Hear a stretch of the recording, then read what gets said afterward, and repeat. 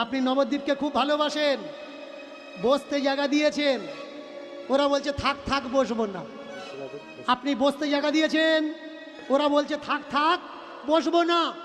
এবার আপনি বলছেন বাবাজি নবদ্বীপ থেকে তাহলে এক পালি চাল দিই, এক পালি চাল দিলেন, ওরা বলছে ওমা আমরা চাল নিই না। কবাড়ি চাল টানবে বইবে কে? কি নেয়? নোট নেয়, টাকা নেয়। আচ্ছা সংসারিক মানুষটা খারাপ, ওর টাকাটা খারাপ নয়, খারাপ নয়, টাকাটা খারাপ তো। সব কিছু তোরা ধুয়ে নিস, শুদ্ধি করিস, গঙ্গা জলে দিলে নাকি সব কিছু শুদ্ধি হয়ে যায়। তাহলে 10 টাকার নোটের যে লাল দাগটা ওটা খাসির রক্ত নয় তো, পাঁটার রক্ত নয় তো, গরু মোষ ভোসা ভয়সার রক্ত নয় তো। কারণ যারা মাংস কাটে ওই হাত দিয়েও ওরা আবার টাকাটা ছুঁয়ে দেয়। কোনো বাবাজিকে দেখাতে পারবেন চাঁদা কালেকশনের পরে নোট খুচরোগুলো ধুয়ে নিয়েছে? নেই। কারণ ধান্দাবাজে ভরে গেছে আজ আমাদের দেশ। মন দিয়ে শুনবেন, ধান্দাবাজে ভরে গেছে আজ আমাদের দেশ।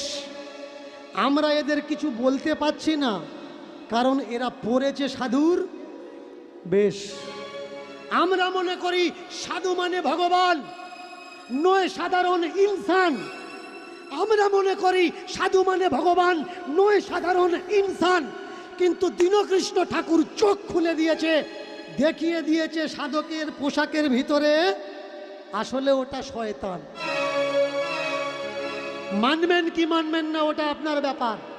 দ্বিতীয়বার দীনকৃষ্ণ ঠাকুরের কীর্তনের আসরে গিয়ে দাঁত বের করার জন্য হাজারবার চিন্তা করবেন কে এই দীনকৃষ্ণ ঠাকুর, কেন এই সব কথাগুলো বলছে, আর কাদের জন্য বলছে? আমার জন্যে না ভাই, আমি আমার জন্য বলছি না। তোমার ছেলে দুদিন বাদে সাধু হয়ে যাতে তোমাকে লাথি মেরে ওই নবদ্বীপে চলে না যায়, তার জন্যে দীনকৃষ্ণ ঠাকুর বলছে। দীনকৃষ্ণ ঠাকুর তোমার জন্য বলছে যাতে তুমি বড় হলে বুড়ো হবে, আর বুড়ো হলে তোমার ছেলে যাতে তোমার মুখে ভাত দিয়ে দেয়, সে যাতে তার গুরুদেব শেখানো বুলি না বলতে পারে। ওটা তো মায়ার বাবা মা, ও বাবা মা আসল বাবা মা নয়।